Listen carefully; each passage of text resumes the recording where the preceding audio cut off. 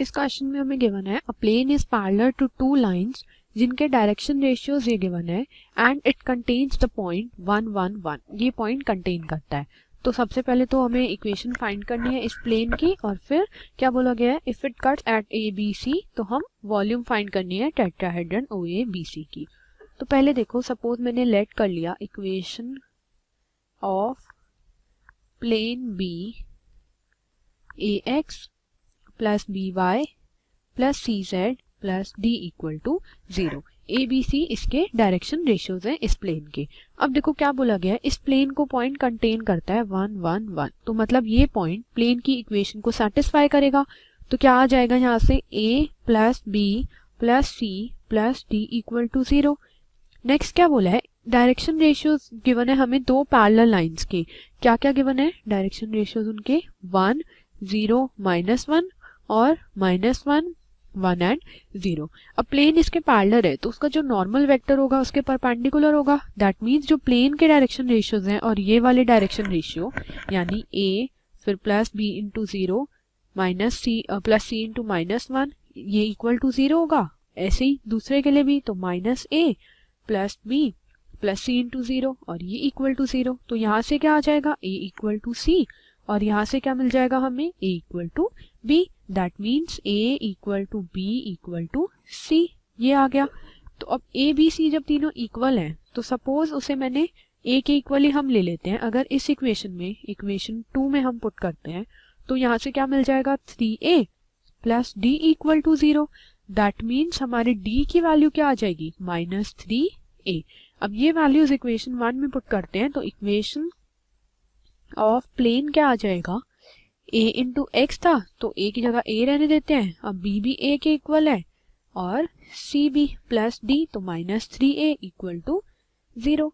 a throughout cancel हो जाएगा तो इक्वेशन आ जाएगी x प्लस वाई प्लस यहाँ पर z है, c z था यहाँ पे, तो this will be z -3 equal to 0। अब ये हमारे प्लेन की इक्वेशन आ गई। अब उसने बोला है कोऑर्डिनेट एक्सिस को टच करता है a b c पॉइंट पे। अब a अगर कोऑर्डिनेट हम ले रहे हैं, जब वो x एक्सिस को टच करता है तो क्या हो जाएगा इसकी वैल्यू, y और z तो 0 हो जाएंगे। देखो y z will be 0। That means x क्या, x किसके इक्वल आ जाएगा, 3 के। तो a कोऑर्डिनेट हमारा हो गया 3 0 0। इसी तरह जब वो y एक्सिस को टच करेगा तो x और z हो जाएंगे 0 और y हो जाएगा 3, और c पॉइंट के लिए 0 0 3। अब वॉल्यूम ऑफ टेट्राहेड्रन हमें फाइंड करनी है, volume of tetrahedron O A B C. तो वॉल्यूम क्या हो जाएगी, ये वाली 1/6 mod of determinant of 3 0 0 0 3 0 and 0 0 3। इस तरह से इसकी वॉल्यूम आ जाएगी। तो इट विल बी 1/6 3 इंटू, यहाँ से 3 3 9 -0 फिर प्लस 0 0 इंटू कुछ भी करेंगे तो ये तो 0 हो गया एंड ये भी 0।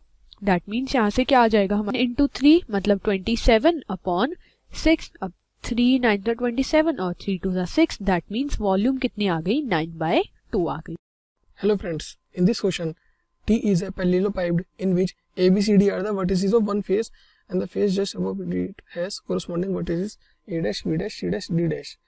T is now compressed to S with face ABCD remaining same and shifted to A double dash B double dash C double dash and D double dash in S. The volume of parallelepiped S is reduced to 90% of T. Prove that the locus is a plane. ठीक है, तो हमको ये पैरेललोपाइड given है T1, ठीक है, जिसके एक फेस के वर्टिसेस है हमारे ABCD, ठीक है, और हमारा जो इसका फेस जिसके जस्ट अबव फेस है उसका A dash B dash C dash and D dash, इसके वर्टिसेस है हमारे। अब हमने इसको ऊपर से पुश किया है, मैंने जो पिंक से हमारा पिंक कलर से मेरा शो कर रहा है, हमने पुश किया इसको नीचे, तो हमारा जो पुश करके जो नया वर्टिस आ गया वो A double dash B double dash C double dash and D double dash, हमारा ये बन गया पैरेललोपाइड। पहले पैरेललोपाइड पूरा T था, अभी S बन गया, और जो हमारा जो नया पैरेललोपाइड S बना है उसकी जो हमारा क्या है, उसकी वॉल्यूम 90% रिड्यूस हो गई T से, ठीक है, वॉल्यूम से रिड्यूस हो गई। तो हमें ये बताना है, प्रूफ करना है जो लोकस है हमारा इज अ प्लेन है, हमें ये प्रूफ करना है, ठीक है। अब देखते हैं कैसे करेंगे हम। जो मेरा पैरेललोपाइड पुराने वाला था, जैसे मेरा पूरा था T था, उसकी जो हाइट है मेरी क्या है, A से लेके A डैश तक वो H है, और जो नया वाला है उसकी होगी A डबल डैश से A तक। तो हमें वॉल्यूम का जो फॉर्मूला पता है पैरेललोपाइड का, वॉल्यूम का फॉर्मूला अगर मैं पूरे पैरेलल पाइप जो ओरिजिनल पैरेलल पाइप था वो टी था, उसकी रिप्रेजेंट करूँ मैं वॉल्यूम हमारा, ठीक है। अगर उसको मैं करूँ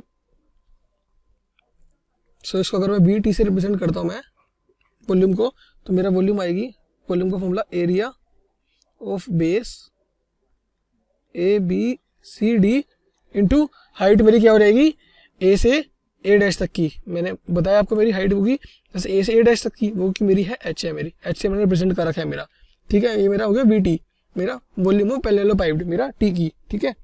अब जो मेरा जो कोऑर्डिनेट है ए डबल डैश, जब इसको हमने पुश किया तो ए डबल डैश जो कोऑर्डिनेट बना है, समझो उसके हम लेते हैं कोऑर्डिनेट अल्फा बीटा गामा, ये उसके कोऑर्डिनेट ले लेते हैं हम। तो हमारी इक्वेशन ऑफ प्लेन जो हो जाएगी, इक्वेशन ऑफ प्लेन की फॉर्म हमारी ए बी सी डी की जो वर्टेक्स थी उसकी हमारी इक्वेशन किस फॉर्म में होगी हमारी, A X plus B Y plus C Z equals to D, ठीक है। ये होगी हमारी इक्वेशन ऑफ प्लेन की फॉर्म। नाउ अब मैं लिखूं वॉल्यूम ऑफ पैरेलल पाइप, मेरा जो वी एस लिखूंगा मैं अब, ठीक है। अब मैं लिखूंगा वी एस एक से, हाँ जी। तो वी एस जो मेरा पुश करने के बाद जो मेरा बना है उसकी नई वॉल्यूम जो मेरी आएगी वो आएगा एरिया, बेस तो मेरा सेम ही है, A B C D same है बेस तो मेरा, बस उसकी हेड चेंज हुई है। अब नई हेड हो जाएगी मेरी ए इंटू में ए डबल डैश, ठीक है। ये ए से ए डबल डैश तक नई हेड मेरी ये हो जाएगी मेरी, ठीक है। तो ये तो हाइट मेरी एच है, ये हाइट मेरी होगी ए डबल डैश हो गई। तो जो मेरा डिस्टेंस होगा यानी ए से ए डबल डैश तक मेरी हाइट अगर होगी वो मैं कैसे निकालूंगा, डिस्टेंस फॉर्मूला से निकालूंगा इस प्लेन का, A B C D plane से डिस्टेंस इस पॉइंट तक का। सो डिस्टेंस फॉर्मूला से निकालूंगा प्लेन से पॉइंट तक का डिस्टेंस, वो मेरा क्या होगा, मेरा ये होगा A alpha plus B beta plus C gamma plus D upon, ठीक है, under root A square plus B square plus C square. ये मेरा हो गया प्लेन से पॉइंट का डिस्टेंस का फॉर्मूला, ठीक है। ये इस फॉर्म में आ जाएगा मेरा डिस्टेंस। तो ये मेरी हाइट है मेरी, एक तरह से मेरा ए डबल डैश मेरा ये हो जाएगा मेरा। तो अब मैं वी टी जो मैं लिख रहा हूँ, वी टी हो गया मेरा area of base A B C D, area of base A B C D into में हाइट मेरी क्या हो जाएगी क्यों ये A alpha plus B beta plus C gamma plus D upon under root A square plus B square plus C square, ठीक है। So A square plus B square plus C square, ठीक है। तो मेरी होगी वॉल्यूम वी टी। अब हमें question में गिवन था कि जो volume of parallel pipe S है उसकी रिड्यूस होगी 90% ऑफ टी से, ठीक है। तो मैं ऊपर लिख सकता हूँ मैं कि मेरा जो वी एस है मेरा वो है 90% ऑफ वी टी, ठीक है। तो यानी अब मैं इस फॉर्म में डालूं, वी एस मेरा क्या आया था, ये हमारा वी टी नहीं वी एस हो गया यहाँ पर हमारा, ठीक है, क्योंकि हमारा सेकंड वाला पैरेलल पाइप बनाया हमारा जो, तो ये हमारा वी एस है बिकॉज हमने यहाँ पर ऊपर लिखा हुआ है वी एस हमारा area of base ABCD into A double dash, ठीक है। और वी टी हमारा क्या था, वो ओल्ड वाला था जो हमारा एबीसीडी बेस इंटू में ए इंटू ए डैश जो एच हाइट थी उसकी हमारी, ठीक है। तो वी एस के वैल्यू पुट कर दो, हमारी जो वी एस हमारी ये आया यहाँ से, इसके वैल्यू पुट कर दो यहाँ पर, तो मेरे को मिलेगा area of base A B C D into height आई है A alpha plus B beta plus C gamma plus D upon under root of A square plus B square plus C square, ठीक है। और ये मेरा किसके equal है, 90% को लिख सकता हूँ ऐसे फ्रैक्शन फॉर्म में 90/100 इंटू वी टी, जो मेरा वी टी है area of base A B C D into height मेरी एच थी उस वाले की, पुराने वाले की, ठीक है। तो यहाँ से देखोगे आप तो area of base A B C D से area of base A B C D मेरा कैंसिल हो जाएगा, जो मेरी टर्म बचेगी वो बचेगा A alpha plus B beta plus C gamma plus D is equal to 0.90 times H into A square plus B square plus C square, ठीक है। इसको मैं उधर ले जाऊंगा मैं, ठीक है। एंड यहाँ से मेरी इक्वेशन बन जाएगी ए, एक सेकेंड, इसको मैं हमारा अल्फा हो जाएगा हमारा ये A alpha plus B beta plus C gamma plus D, अब माइनस इसको मैं इधर ले आता हूँ इस साइड में 0.9h times root of A square plus B square plus C square equal to मेरा 0 हो जाएगा, ठीक है। तो ये मेरी होगी इसकी इक्वेशन मेरी यहाँ से।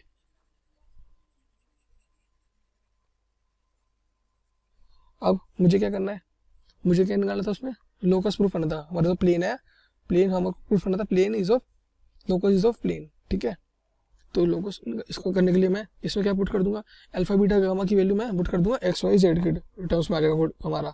सो A X plus B Y plus C Z plus D minus 0.9 H times A square plus B square plus E square equal to 0 हमारी, ठीक है। इक्वेशन ये बन जाएगी हमारी एक्स वाई जेड कोऑर्डिनेट की टर्म में हमारी। तो हमारी फाइनल इक्वेशन हमारी ये आ गई प्लेन की। इसको लिख देते हैं मैं, which is a plane, which is a plane parallel to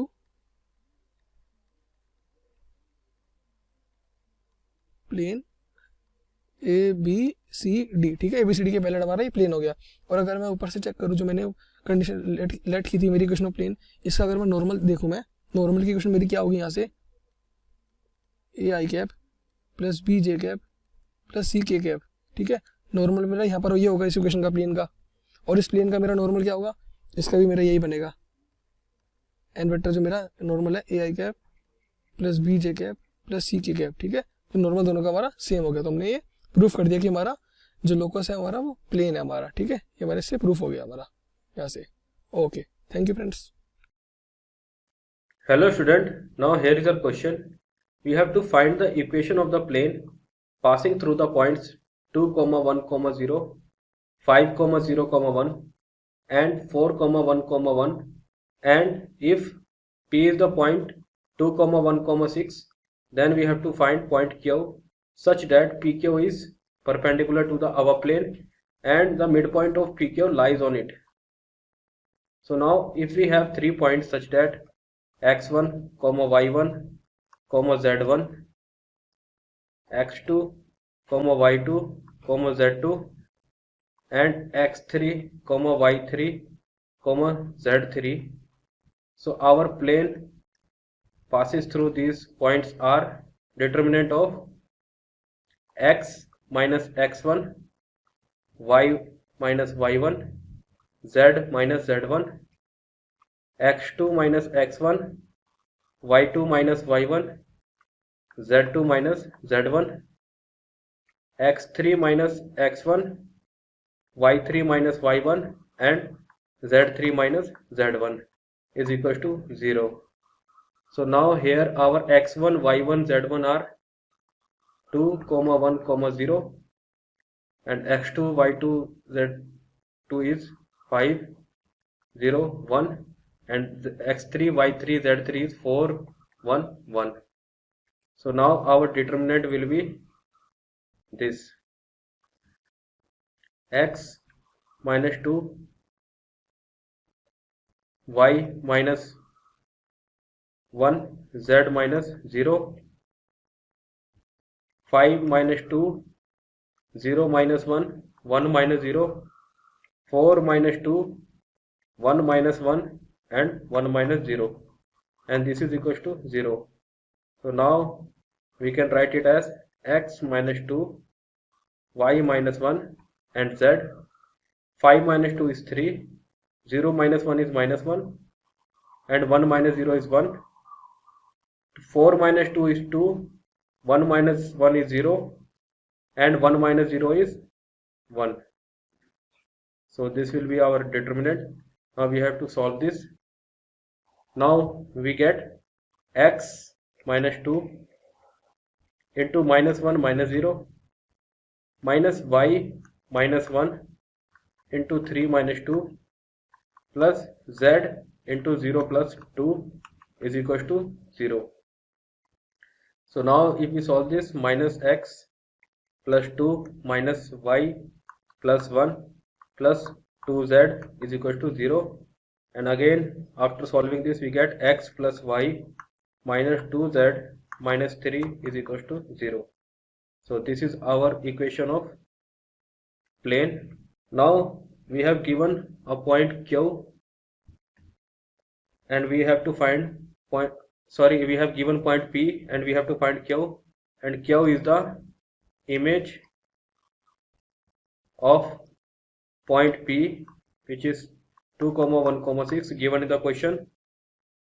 So now for image we have x minus 2 by 1 is equals to y minus 1 by 1 is equals to z minus 6 by minus 2, and here we can write minus 2 into a x1 plus b y1 plus c z1 plus d divided by a square plus b square plus c square. Now our a is 1, b is 1 and c is minus 2. This is our c minus 2 and our d is minus 3. So after putting this we get minus 2 and our x1 y1 z1 are these points. Sorry, this is our x1 y1 and z1. So we get a1 into x1 is 2 plus y1 b is 1 into y1 is 1 plus our c is minus 2 into z1 is 6 and d is minus 3 divided by a square, a is 1 square plus b is 1 square plus c is minus 2, so this is square. So now we get minus 2 into 2 plus 1 minus 12 minus 3 divided by 1 plus 1 plus 4. So this 2 plus 1 3 is cancelled out by minus 3 and this 4 plus 2 is 6 and 6 divided by 12 is 2. So here we get minus 2. Minus 2 multiplied by minus 2 is 4. So this we get 4. So now if we compare our equation, we get x minus 2 by 1 is equals to 4. So this implies our x is 6, and if we compare y minus 1 by 1 is equals to 4, this implies y is equals to 5, and if we compare our z minus 6 by minus 2 is equals to minus 2, this implies z is equals to minus 2.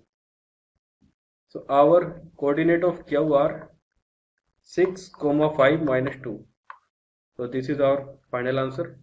Thank you. Hello friends, हम next question देखते हैं. If the distance between the plane ax minus 2y plus z is equal to d and the plane containing the lines x minus 1 by 2 equal to y minus 2 by 3 equal to z minus 3 by 4 and x minus 2 by 3 equal to y minus 3 by 4 equal to z minus 4 by 5 is root 6. Then d की value हमें find out करनी है. सो हमें given है, हम plane P1 को मान लेते हैं ax minus 2y plus z is equal to D, और हमें पता है कि अगर हमारे